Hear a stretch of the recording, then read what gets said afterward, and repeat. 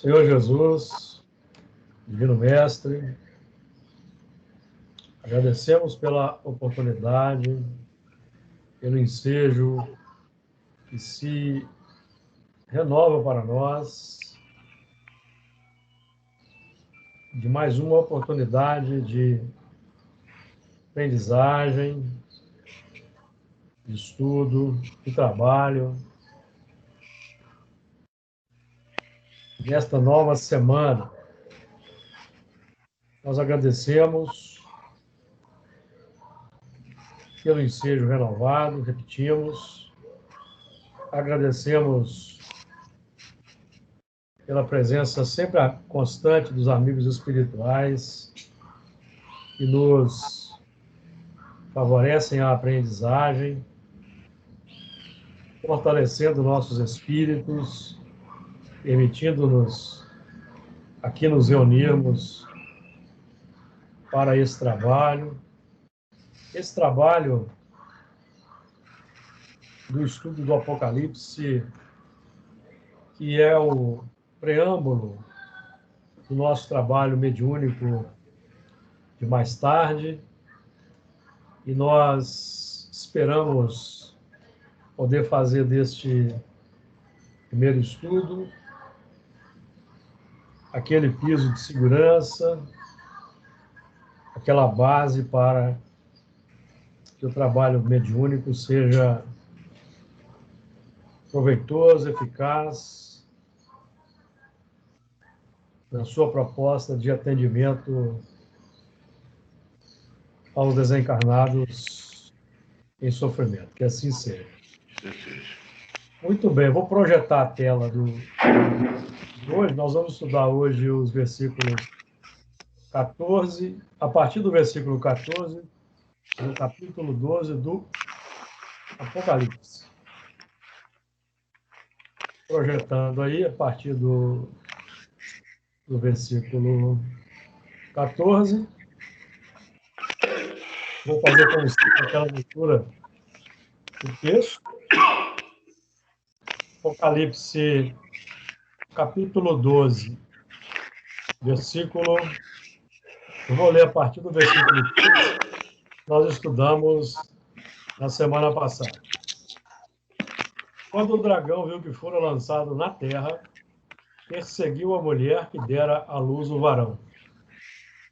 E foram dadas à mulher 2 asas de grande águia, para que voasse para o deserto, ao seu lugar, onde é sustentada por um tempo e tempos e metade de um tempo fora da vista da serpente.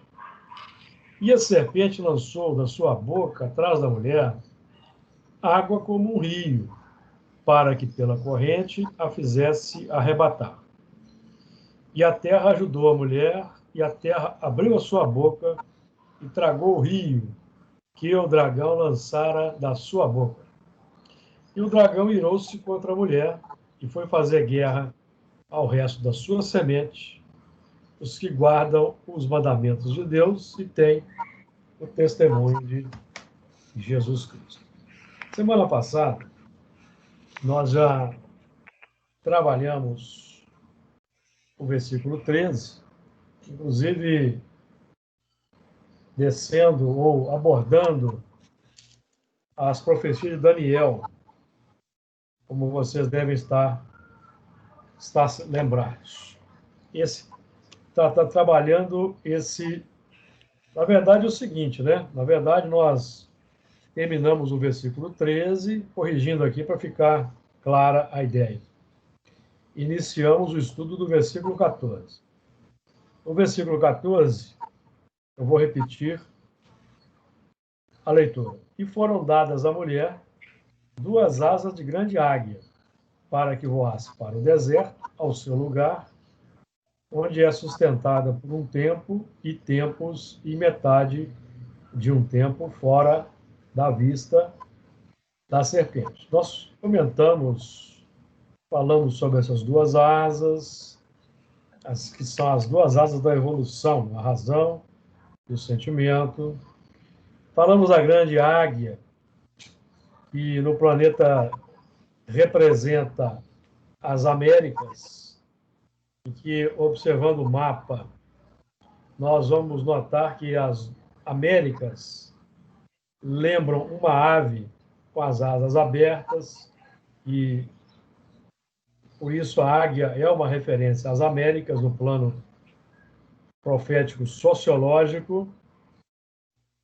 E como nós sabemos que os continentes, milhões de anos atrás, formavam um bloco que se abriu, então o símbolo da águia voando, separando-se do continente europeu, africano, é bem nítido aí nessa ideia. Então, a águia está... É como se a águia voasse do Oriente, tá? Qualquer um de vocês que buscar e observar o mapa vai notar esse desenho. De grande águia para que voasse para o deserto, que nós aí trabalhamos como sendo um novo mundo, continentes novos, virgens, que se abrem para os espíritos que vínhamos evoluindo na Europa e na Ásia, por exemplo, e fomos transmigrados ou transferidos para um ambiente, um continente virgem, para ir num ambiente em que nós não encontramos as facilidades desenvolvidas no ambiente europeu, pudéssemos aí, nesse ambiente novo, nesse continente novo, reciclar sentimentos,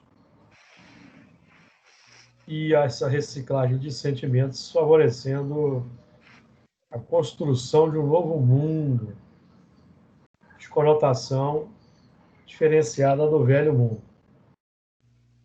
Mas o que nós vamos notar é que, em grande medida, o que ocorre é apenas a repetição de velhas coisas. Ao seu lugar, onde é sustentada por um tempo, e tempos e metade de um tempo. Aí nós entramos com as profecias de Daniel, e os irmãos vão se lembrar que nós falamos do ciclo setenário, a semana profética de 7 lances, 7 lances de... É como se nós tivéssemos uma espiral setenária que vai se abrindo, por exemplo, e cada laçada é um círculo. Cada círculo tem 360 graus, como o ano da antiguidade, que tinha 360 dias. Multiplicando 7 vezes 360, nós temos 2.520, que define o ciclo completo, cuja metade é tempo, tempos e metade de um tempo. Metade de 2.520 é 1.260. Tempo, 360. 2 tempos, 2 vezes 360. Metade de um tempo, metade de 360, 180. Que é a metade da espiral. Símbolo do ciclo da espiral da evolução. Então, nós aqui trabalhamos, por exemplo, e demonstramos a existência de um ciclo de 2.520 anos, que se iniciou em 587 a.C., com o cerco de Jerusalém, destruição do templo, e que termina no ano de 1933, o ano em que Hitler foi eleito chanceler da Alemanha. E Hitler, como chanceler da Alemanha, impôs um período muito difícil para os judeus em particular e para o mundo, consequentemente, 12 anos, que vai de 33 a 1945. 12 anos, aí nós temos o símbolo do 12, muito frequente na Bíblia, os 12 apóstolos, as 12 tribos de Israel, os 12 signos do zodíaco, as 12 horas do dia, as 12 horas da noite, o fluxo de 12 anos da mulher hemorroíça, que define uma aprendizagem globalizada no tempo. Símbolo do 12. Esse período de 12 anos foi um período em que esse espírito, Hitler, teve a oportunidade de vencer a sua própria complicação milenar, estratificada numa grande elaboração milenar simbolizada pelo 12, em que ele teria 12 anos ou para confirmar para que, inclusive, medidas de degredo fossem definidas para esse espírito, ou que ele conseguisse, nesses 12 anos, reciclar e aderir à proposta do amor definida por Jesus para nós. Mas, infelizmente, todos nós sabemos a história que aconteceu. Então, nós vamos encontrar, por exemplo, Daniel dizendo, na sua profecia, no capítulo 12, ele vai dizer: bem-aventurado aquele que espera, bem-aventurado aquele que espera. É a profecia de Daniel, vou buscar aqui. Nós já temos repetido isso com muita frequência. Temos repetido isso com muita frequência no nosso estudo, né? Nós temos repetido isso com muita frequência nesse nosso estudo, profecia de Daniel, porque elas são chave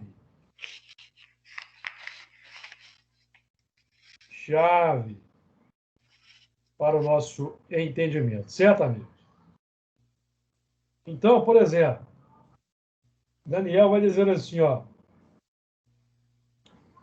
no capítulo 12, versículo 11: e desde o tempo em que o contínuo sacrifício for tirado e posta a abominação desoladora, haverá 1290 dias.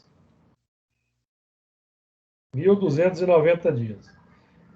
Emmanuel, no livro A Caminho da Luz, Emmanuel, no livro A Caminho da Luz, ele nos dá a informação de que esse período começou em 610. Por que em 610? 610 foi o ano em que foi criado o papado da Igreja Católica Apostólica Romana. E em 1870, os papas foram declarados infalíveis. Fizemos uma conta simples aí, 1870 menos 610, vocês vão notar que o número resultante é 1260. 1260. Certo? Então, quando o Daniel fala assim, ó, e desde o tempo que o contínuo sacrifício for tirado e posta a abominação desoladora, que é esse cargo que foi criado no cristianismo, em que um homem é representante supremo de Deus na Terra e ainda por cima infalível, é uma abominação desoladora, haverá 1290 dias. Bem-aventurado o que espera e chega até 1335 dias. Então, se nós somarmos 1335 dias que são 1335 anos, somarmos ao ano 610, nós bateremos em 1945. Bem-aventurado aquele que chega até 1945, porque é o ano em que a Segunda Guerra Mundial terminou. E terminou na Terra o ciclo doloroso de expiações difíceis para milhões e milhões de espíritos. Então, a partir daí, a Terra iria adentrando um novo plano de evolução, que é o plano pleno da regeneração, ainda não estabelecido, evidentemente, porque as condições sociais ainda não são as condições de uma regeneração, não oferecem ainda as condições para uma regeneração plena, com ausência de expiações. Esse é um outro assunto, tá? Então, ficou claro aí, meus amigos, a importância dessa conotação, dessa conexão profética, que define para nós aí que nós vivemos tempos definidores, pessoalmente, individualmente falando, e importantíssimos na história da humanidade.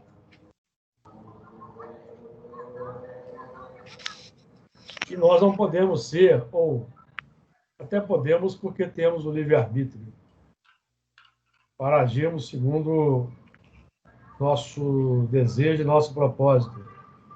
Mas não devemos ser dos que atrasam o advento da regeneração na Terra.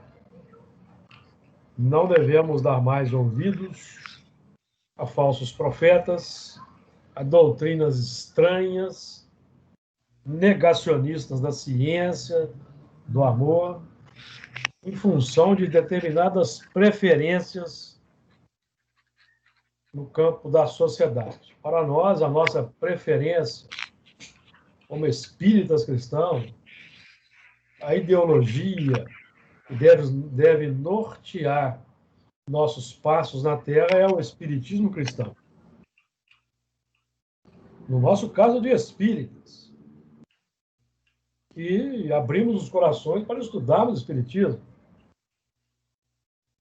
Agora, se nós, como espíritas, ainda compactuamos com ideologias complexas que destoam os postulados cristãos e da exemplificação de Jesus, é um problema de foro íntimo, que depois vamos responder no mundo espiritual, por termos estabelecido a confusão nos corações dos novos que, porventura, nos ouvirem.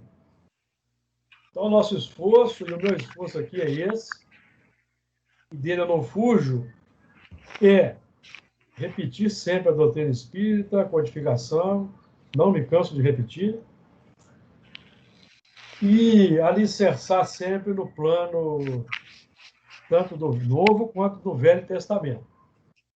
Porque o próprio Kardec nos incentiva a estudarmos as Escrituras.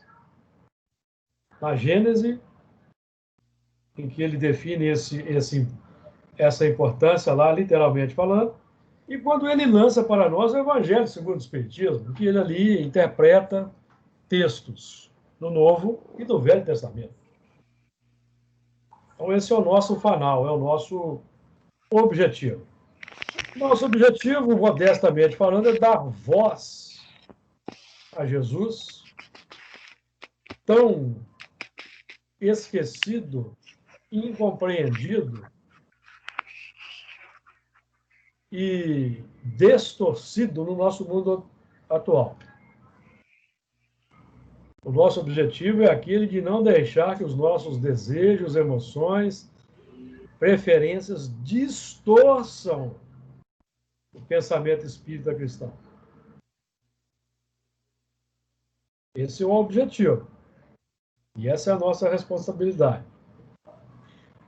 E foram dadas à mulher 2 asas de grande águia para que voasse para o deserto, ao seu lugar, onde é sustentada por um tempo, e tempos, e metade de um tempo, fora da vista da serpente.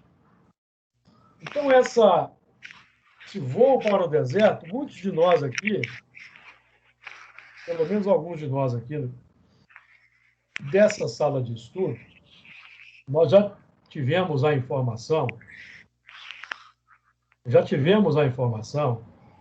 de que nós, nessa nossa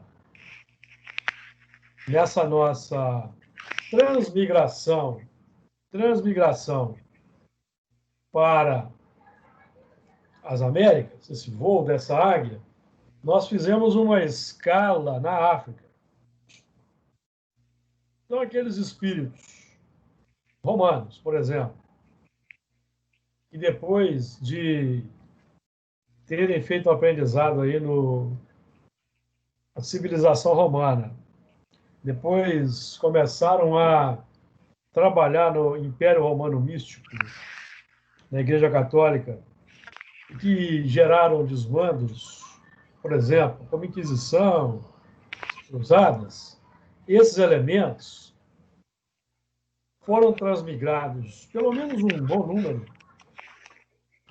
foram transmigrados para as Américas, fazendo uma escala reencarnatória na África e de lá trazidos para cá escravizados. Certo? Então alguns de nós aqui, e eu posso falar na primeira pessoa, porque eu já tive essa confirmação, chegamos aqui à Europa, chegamos aqui às Américas, como elementos que fomos escravizados na África. Aí, a partir desse movimento, que representa aí uma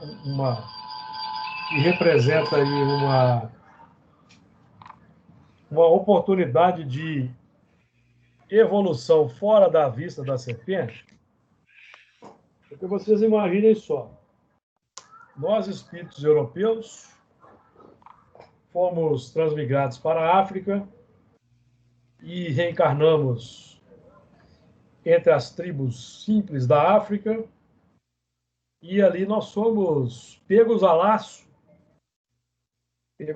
porque assim que os pretos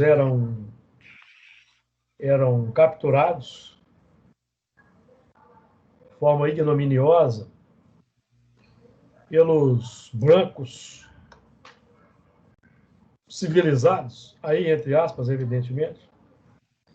E então uma transmigração com uma escala que é um movimento exatamente que está muito bem enquadrado nesse ponto aí do versículo, fora da vista da serpente. Ou seja, nós somos tirados da facilidade que encontrávamos na Europa para os desmandos, aplicação dos desmandos. Tá? Certo? E aqui eu vou dar um testemunho pessoal, que nós aqui estamos trabalhando com espiritismo e conversando com espíritas. Certamente quem vai nos ouvir oportunamente serão espíritas também. E nós já tivemos revelação por 4 ou 5 fontes diferentes da nossa participação na Inquisição. Particularmente no século XII, na França, que foi exatamente onde a Inquisição se iniciou. Então, nós que hoje militamos aí, campo espírita cristão, de certa forma, aí na linha de frente dos trabalhos, coordenando grupos de trabalho, grupos de estudo, presidindo casas espíritas, dialogando com entidades no plano da mediunidade, nós somos dos elementos mais compromissados, como já tem nos sido dito na reunião mediúnica. A irmã Clara já nos disse isso algumas vezes aí, a nós todos na reunião. Então, nós não estamos na posição de missionários, nós estamos aqui fora da vista da serpente, digamos assim. Viemos fora da vista da serpente, mas hoje, no século XXI, nós já estamos já com a serpente, agora tendo crescido e se apresentando como dragão, bem na nossa linha de visão. Nós estamos aí no momento das facilidades plenas na sociedade, ou não estamos. temos automóvel, temos dinheiro, temos residência, facilidade que a internet proporciona. Então, nós estamos aí, agora, tendo passado por essa reciclagem difícil, desse voo para o deserto, fora da vista da serpente, desde o século XVI, desde o século XVII, mais particularmente, alguns até desde o século XVI, porque alguns foram indígenas também, muitos europeus também reencarnaram nas tribos indígenas. Movimentos aí, meus amigos, que definem uma transmigração dos espíritos para o mundo selvagem primitivo, dentro do próprio mundo, enquanto no mundo houver essas tribos de cunho ainda mais selvagem. Certo? Eu pergunto se alguém tem alguma dúvida, se alguém quer trazer algum apontamento, quer acrescentar algo. Estejam à vontade. Porque nós vamos aí com 30 minutos de estudo. Por enquanto, só eu que falei. Diga lá, Fernando. Eu, não só você, mas eu também já fui testemunho do nosso fardo comprometido, né? Quando em uma das reuniões um espírito se manifestou, né? E me acusou de práticas inconfessáveis, né? Contra eles. Quando, na ocasião, inclusive, você me orientou a pedir perdão. Ah, sim, me lembro. O que quer dizer que eu costumo até brincar o seguinte, que por hora eles estão identificando os menos comprometidos. Foi você, né? Eu e os demais ainda faltam, né? Exato. Porque aqui, porque eu, você, por exemplo, o Edson, o Luiz, né? A gente, na prática, divide a coordenação do trabalho. Certo? Então, nós estamos numa linha de comando. Isso é significativo. Por que nós estamos na linha de comando? É porque nós comandamos antes aí e fizemos barbaridades. E esse período aí representado, esse período aí está definido nesse plano de estarmos fora da vista da serpente, ele define aquele cerceamento da misericórdia, ou a bênção do esquecimento, para que nós, esquecidos do que nós fizemos no passado, possamos ir trabalhando na seara do bem. Por quê? Trabalhando na seara do bem, quando chega o momento de a serpente se apresentar, que somos nós mesmos, o nosso próprio passado, o que nós fizemos no passado, quando ele se apresentar para nós, por meio dos desencarnados que nos visitam, nos acusando, nós já temos uma trajetória de trabalho na seara do bem que respalda. Então, por exemplo, vou dar aqui o exemplo particular do meu caso. Eu iniciei os trabalhos na Fraternidade Espírita Camilo Chaves em 78 ou 77. Tomando como base 78, já comecei de cara nos trabalhos mediúnicos. E tomando esse ano de 78 como base, 2020, 78 para 2020, nós temos 42 anos. 42 anos, por exemplo, define o tempo em que Nabucodonosor reinou na Babilônia e define um período de 40 anos. Vamos lembrar que o Moisés conduziu os hebreus pelo deserto durante 40 anos. 4 é um símbolo aí de uma reformulação no tempo. Os hebreus ficaram 400 anos escravizados no Egito, e depois Moisés ainda os reteve por 40 anos no deserto. Jesus foi levado por José e Maria para o Egito e lá ficou por 4 anos. Olha que interessante. Não foi?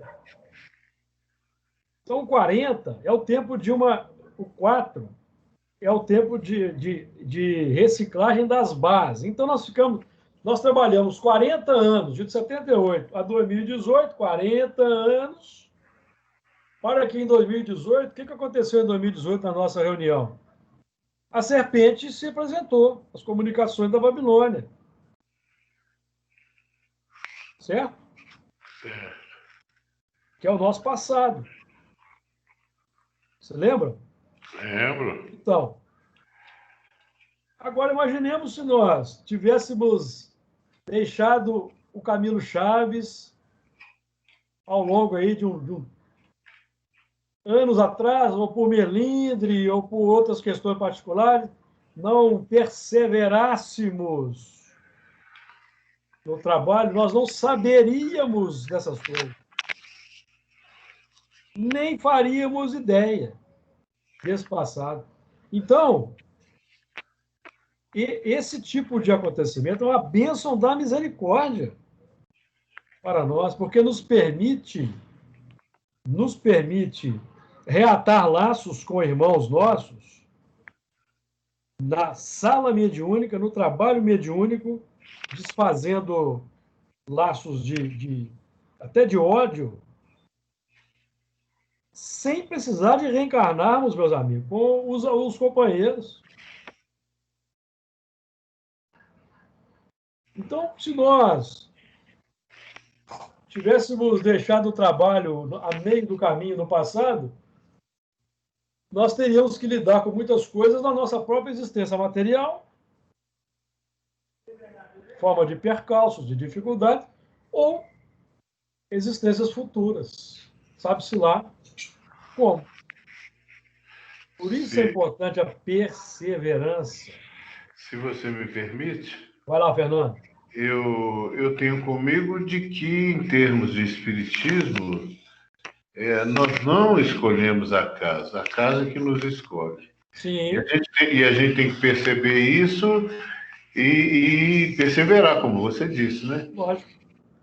Porque é o seguinte, aquele núcleo ali, a dificuldade que você vai encontrar ali, vai encontrar em outros. Uhum. Porque a dificuldade é interior, não é exterior. E você estabelece raízes. Eu vi que a Flor está ansiosa para falar, Flor. Geralmente, quem sai de uma casa por qualquer bobaginha, vai para outra e vai para outra, não para em nenhuma. Eu sei de várias pessoas assim, não deu certo aqui, não deu ali. É porque não perseverou, né? Perseverou. Não cria raízes, não estabelece vinculações. Exato. Deixa de recolher muitas bênçãos no tempo. Não é? E sabendo que não compreende que o ensino é um só. Seja onde for. Então é importante. Se tem um trabalho, que é o trabalho que eu só vou deixar quando eu não tiver condições, em função do avanço da idade, ou desencarnar, é esse trabalho da mediúnica.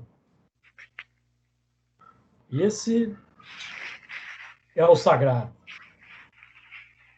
Certo? Esse é o...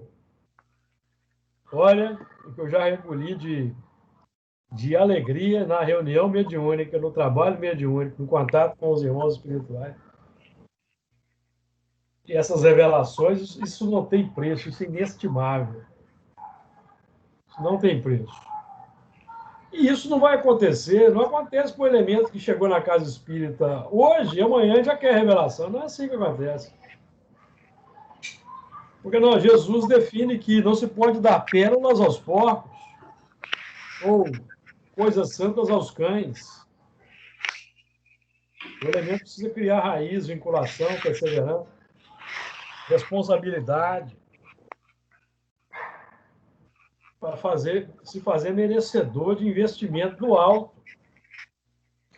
Porque tudo isso tem uma razão de ser. Isso é um investimento alto que nós recebemos. E nós só vamos poder avaliar a extensão, a graduação, o que isso representa de fato é quando estivermos no mundo espiritual desencarnados. É lá que nós vamos saber. Certo? Então, esse fora da vida da serpente é de uma beleza extraordinária. No livro, quem já leu o livro Sexo e Destino, talvez se lembre de um companheiro, de um espírito que liderava, coordenava, dirigia uma instituição voltada para desequilibrados sexuais no mundo espiritual, na colônia Nosso Lar. Se lembram disso? Quem se lembra? Eu ainda não li, não. Sexo e Destino, de André Luiz. Então, ali, ele trabalhava na orientação de espíritos desequilibrados. Até que um certo dia ele foi ajudar uma determinada entidade que estava em situação difícil. E o que ele descobriu? Ele descobriu que aquela entidade estava em situação difícil por causa da atuação dele na encarnação. Quando ele mesmo era um desregrado sexual. Então ele desencarnou, foi acolhido em Nosso Lar, começou a trabalhar. Aí, com o tempo, ele foi se graduando, se tornou diretor do Instituto. Fora da vida da serpente, estão percebendo o símbolo? Uhum. Sem saber do seu passado. Foi trabalhando, foi se graduando, foi se instruindo, se tornou um instrutor respeitável, até que se depara com o quadro. Quando ele mergulha para ajudar o quadro, quem é que ele descobre? A serpente, ele mesmo. Nossa. Certo? Olha que ele, já tendo tido já uma trajetória de ação no bem, ele não entrasse no plano também da depressão. Já pensou? Nós aqui estamos trabalhando com revelações que já tivemos aí do passado romano, do passado babilônico, já sabemos aí que a gente usava a espada sem remorso, até dando risada. Imaginemos se nós fôssemos descobrir isso de chofre no mundo espiritual sem um trabalho que respaldasse essas questões. O que iria acontecer conosco no mundo espiritual? Então, isso é de um valor inestimável. Fora da vida da serpente, é uma bênção da misericórdia. Porque nós aqui estamos atuando, embora a gente já saiba alguns aspectos de existências passadas, nossas, e sabemos por as posições que ocupávamos, que nós não éramos fáceis, nós estamos vendo os detalhes. Estamos vendo os detalhes? Não. Não estamos vendo os detalhes. Os detalhes certamente irão aflorar. Afloram em sonho, isso acontece também, tem acontecido. Detalhes afloram em sonho, mas o grosso vai aflorar quando nós estivermos no mundo espiritual. Em preparação para novos trabalhos, novos mergulhos na matéria e determinados trabalhos aos quais vamos aderir. E nesse trabalho nós vamos descobrir a nós mesmos na origem de certos dramas. De muitos companheiros. Agora, esses companheiros que se encontram nos dramas, é preciso também que a gente entenda que eles não são vítimas inocentes. Não são vítimas inocentes.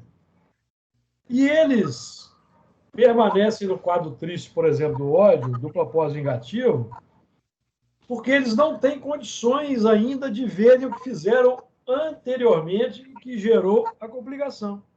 Uhum. Certo? Então, muitos exigem que nós os recebamos como filhos, exigem, assim, não é que eles imploram, não.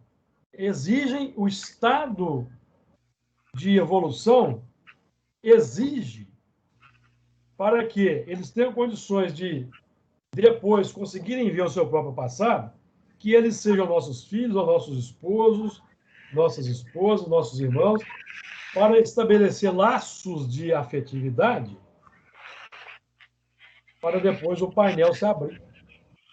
Agora, os que chegam na nossa reunião mediúnica, trazidos pelos mentores, são dos que já têm condições de serem levados à visão do que fizeram, porque senão eles não seriam trazidos ao diálogo na desobsessão, certo? Senão não seriam trazidos. Então, aqueles que vêm até nós são aqueles que já têm condições de tomar conhecimento. Então, é por isso que, às vezes, nós fazemos aqueles trabalhos de hipnose regressiva, levando a entidade a ver o passado. É porque esses já têm condições, já estão se demorando no despertamento e podem lembrar, certo, amigos? Mais algum comentário?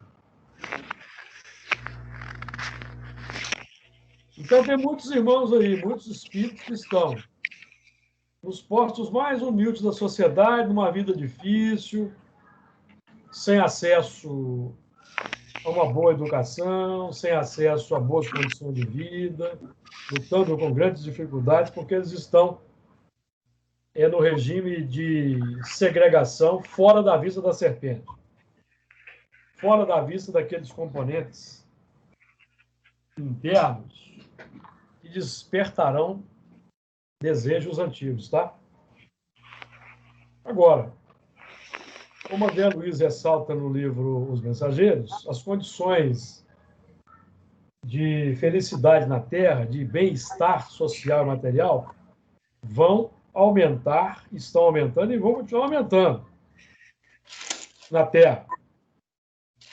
Então, é por isso que, quando a Terra estiver num plano do bem-estar social generalizado, sem bolsões de miséria e de pobreza, aí sim teremos estabelecida na Terra a regeneração com todas as letras.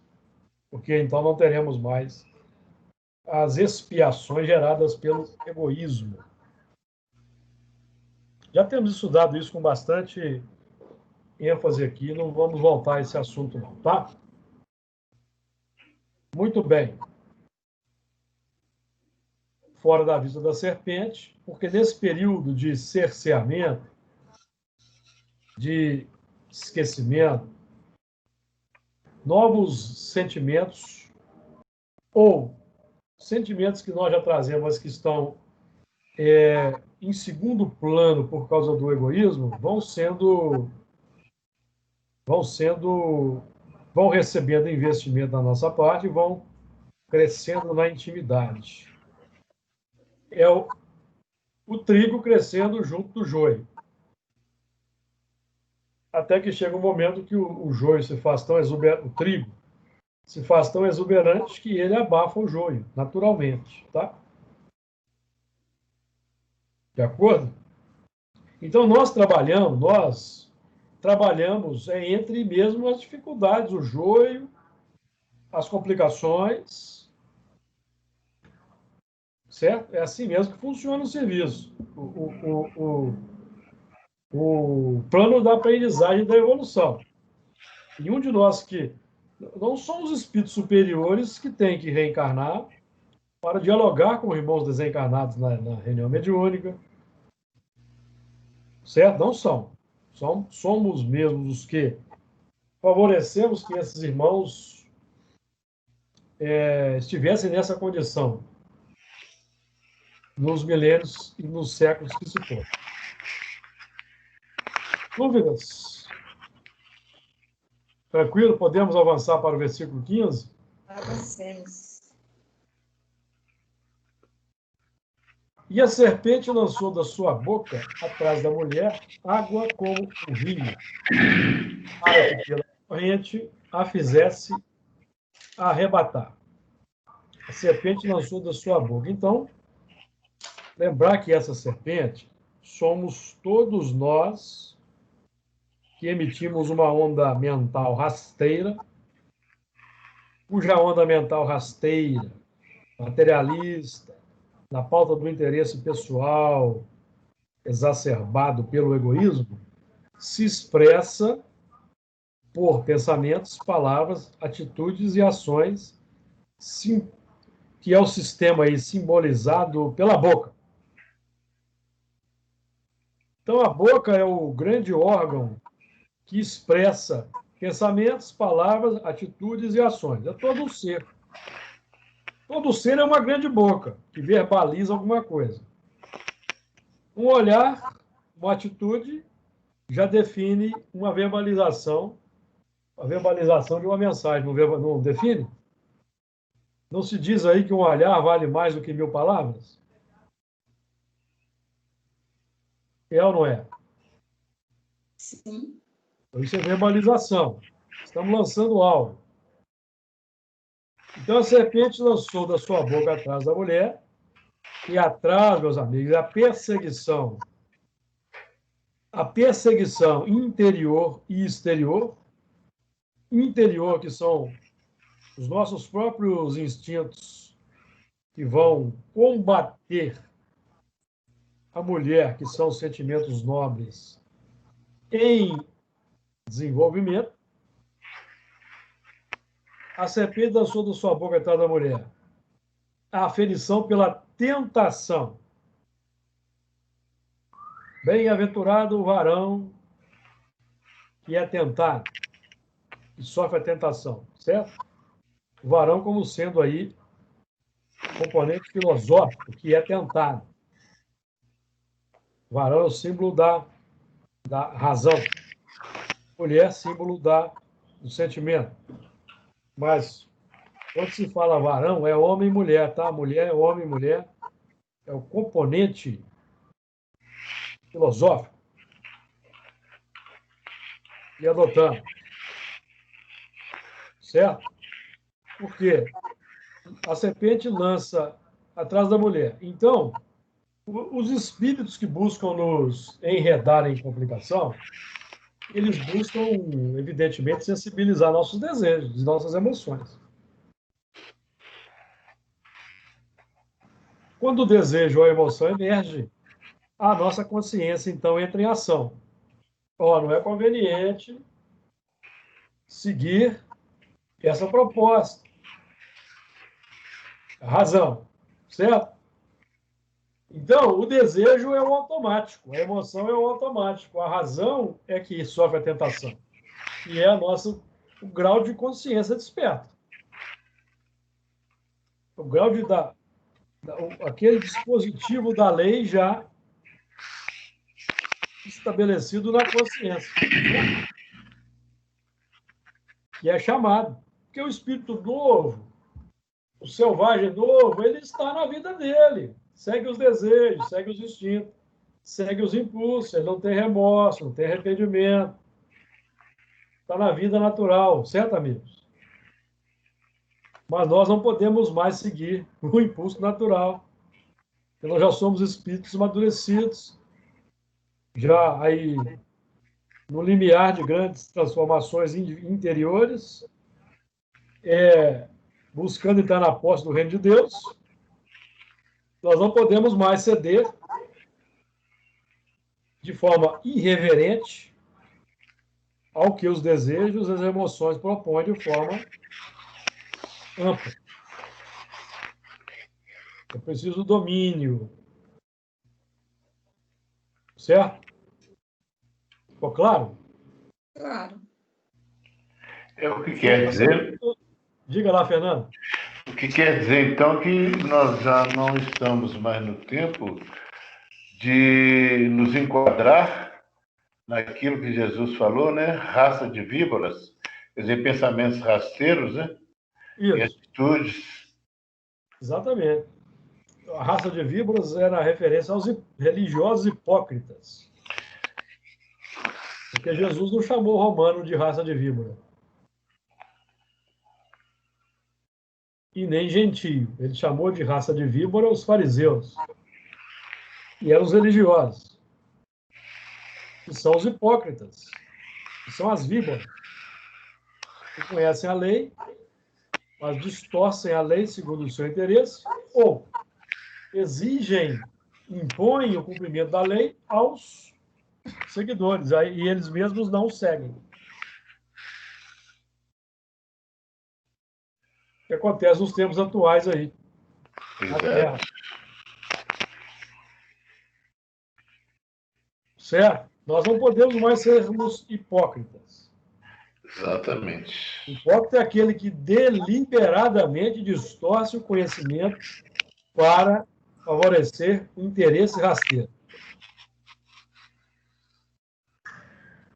Quem erra, naturalmente, tentando implementar um dispositivo do amor, do bem, é o erro natural, gente. Isso acontece com todos nós. Um tropeço, um erro de avaliação, um erro de julgamento, está na pauta. Porque nós estamos buscando vencer as nossas tendências do passado e elaborar virtudes. Evidentemente que nós ainda somos elementos em transição. Fiquemos tranquilos, não é contraproducente nós nos deixarmos dominar pela culpa, pelo remorso ou pelo arrependimento. Contraproducente.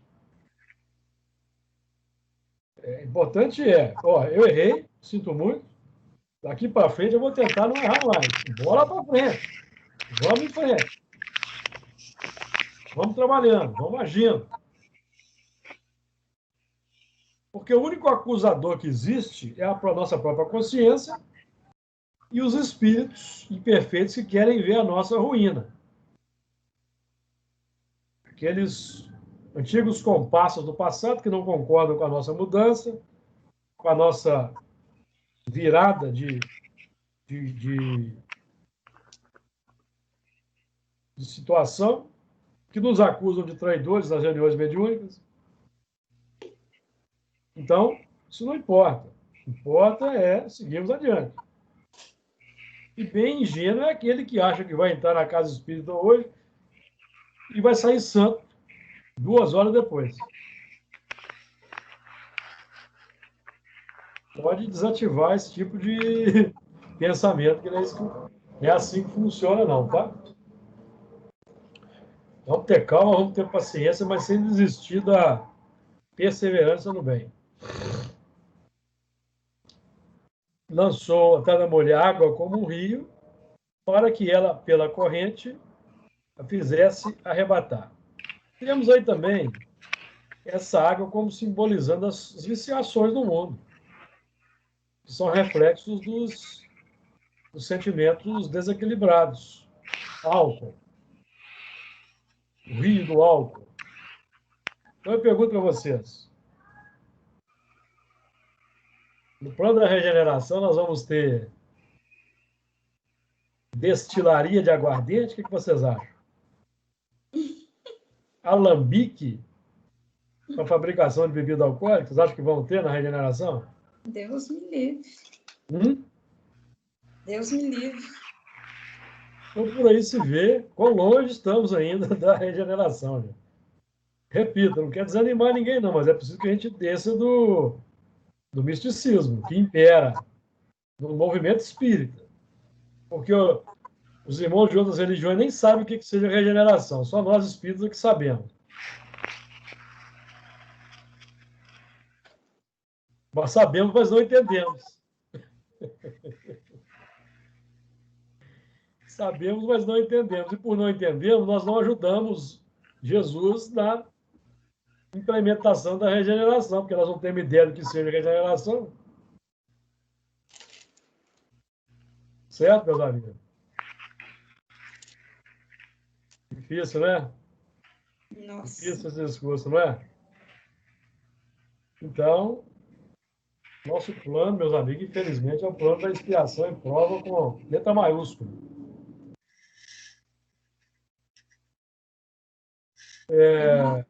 Correr. Diga aí, Maria Flor.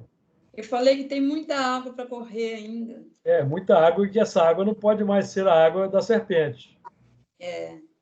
Tem que ser a água do cordeiro. Então, nós podemos dar essa correnteza aí, ó. Emmanuel vai dizer no Pensamento e Vida, que essa correnteza é o rio dos hábitos. É o rio dos hábitos. E nós nos mantemos como... Capítulo 20, Fernando, já que você abriu aí, primeiro parágrafo. É o rio dos hábitos em que nós nos mantemos como embarcações que se deixam levar. Nós recolhemos os remos e deixamos a correnteza nos levar tranquilamente nesse rio dos hábitos aí.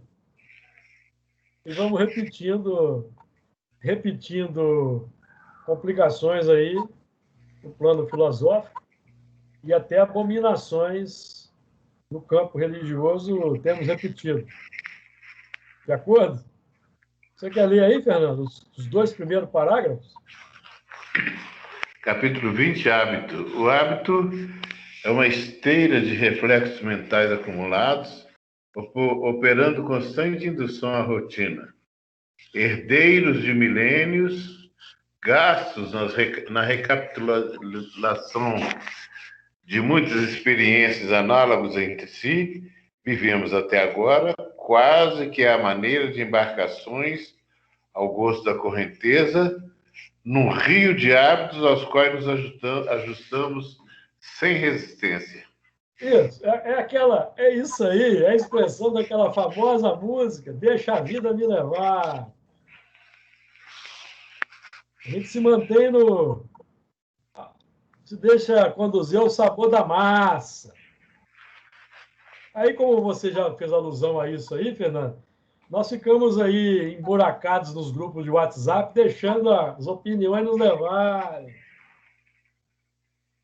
para aquele país da complicação, do preconceito. Abolimos a ciência, abolimos o bom senso que aprendemos a ter com Allan Kardec. Voltamos para a massa, fazendo coro com a massa. Essa é a situação. Então, meus amigos, esse foi o versículo 15. Nós temos que criar uma nova corrente, a corrente do bem, a corrente do amor,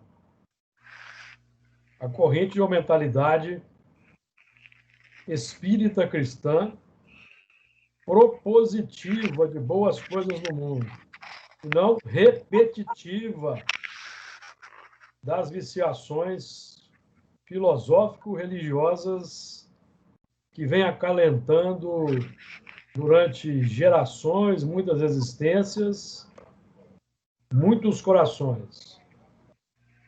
Nós estamos hoje num plano de colaborar com Jesus ativamente para que o mundo se transforme. Então é preciso adotarmos aí as novas práticas, nos impormos o espírito de sacrifício, de resignação, de perseverança, sem fugir da luta do bom combate. Sem fugir do bom combate. Porque Jesus, tanto Jesus quanto Paulo, quanto os apóstolos, não se abstiveram, inclusive, da discussão séria quando foi necessário. E é o bom combate pela implementação das novas ideias. Mas que esse plano do diálogo, da crítica, da discussão, ao qual somos chamados nas redes sociais, seja feito com bons sentimentos do coração, com boas intenções, com aquele objetivo de ajudar o despertamento das consciências para o bem comum, para o sentimento de humanidade. Que Jesus possa nos favorecer essa conquista e essa aprendizagem. Que assim seja. Assim seja.